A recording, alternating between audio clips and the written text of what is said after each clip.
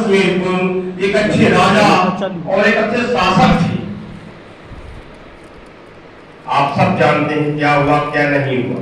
भारतवर्ष में अकबर जैसा कुशासक न पैदा हुआ था न होगा, लेकिन ये गलत है, उससे भी क्रूर लगना तैमूर था।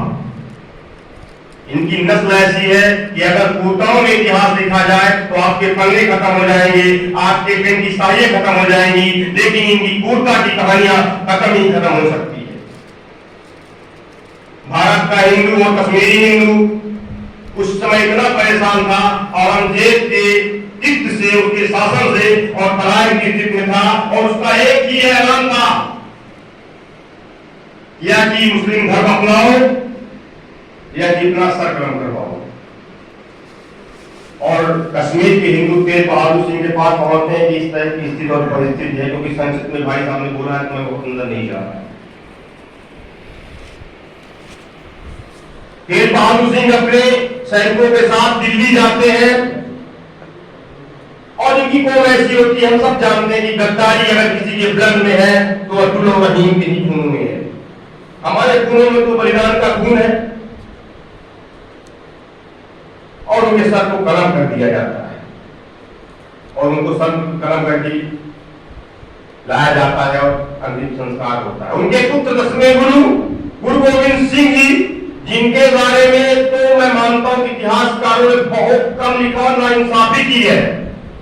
तो हाथ से भले तो हाथ से थे, लोग बोलते थे कि दुर्गा के अवतार थे गोविंद सिंह, अगर उनको जितने अस्त्र मिल जाते वो एक बार में सब चलाने में निपुण थे। और अकबर का सेनापति था वजीर खान, उन्हें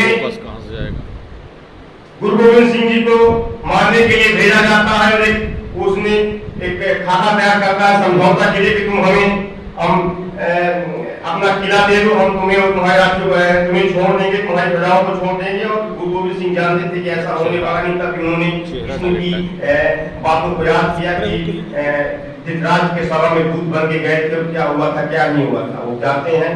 और उनके ऊपर फिर से वही हमला होता है। और सिरसा नदी, अगर सिरसा नदी का जिक्र न किया जाए तो नाइंसाफी होगी। वो सर्दी का समय जब हमारी रूह भी हमारा साथ छोड़ के चली जाए, उस नदी में आक्रमण होता है, इनका परिवार बिखर जाता है, 2 साहिबजादे देश के लिए शहीद हो जाते हैं और 2 साहिबजादे जो रावण था और फतेह खान फतेह सिंह मां गुजरी देवी के साथ अलग बिछड़ जाते हैं।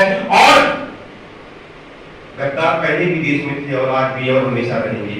उस देशद्रोहियों द्वारा ये सूचना दी जाती है कि मां गुजरी देवी अपने 2 पौत्रों के साथ इस स्थान में छुपे हुए हैं और वजीर खान की सेनाओं ने उन्हें गिरफ्तार कर लिया।